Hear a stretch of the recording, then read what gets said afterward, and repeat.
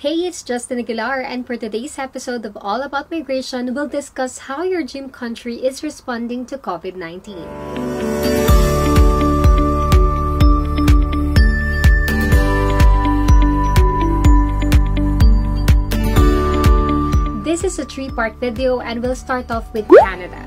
So right from the beginning, Prime Minister Justin Trudeau has announced closure of borders for non-essential travel. He also automatically funded 1 billion Canadian dollars to assist their healthcare system. A week after, he announced another $82 billion financial aid to help assist Canadians, $55 of which was allotted to help families and businesses. For students, they specifically launched the Canada Emergency Student Benefit. This supports post-secondary students and recent graduates by providing $1,250 starting this May through August 2020 and $1,750 for those with dependents and with disabilities. For immigrants, initially they have restricted entry to Canada but eventually eased the travel restrictions and allowed those with granted visas, specifically those with working visas. Meanwhile, those who were granted student visas whose program will start this coming June or August can now start their program online and finish up to 50% of it outside Canada.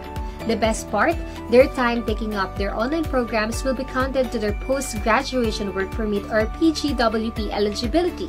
Post-graduation work permit gives you permission to remain in Canada and work full-time for up to 3 years after you graduate from a Canadian post-secondary institution. The length of the work permit depends on the length of your program.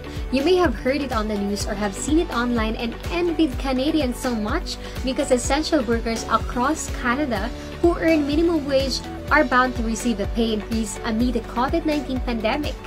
Their federal government will contribute 4 billion Canadian dollars towards boosting the salary of their frontline workers. Isn't that just the best? And currently, Canadian researchers are working hard to support international efforts to slow and eventually stop the spread of COVID-19. That's how advanced their research and development technology is. Now let's proceed to one of your favorite and biggest question about migration. Can I still apply for immigration to Canada despite the COVID-19? The answer is yes. A few days ago, Canada's Immigration Minister, Marco Mendicino, participated in a Q&A session discussing how the coronavirus pandemic will affect Canada's immigration system in the coming months and years. And he said, and I quote, "Immigration will absolutely be the key to our success and our economic recovery."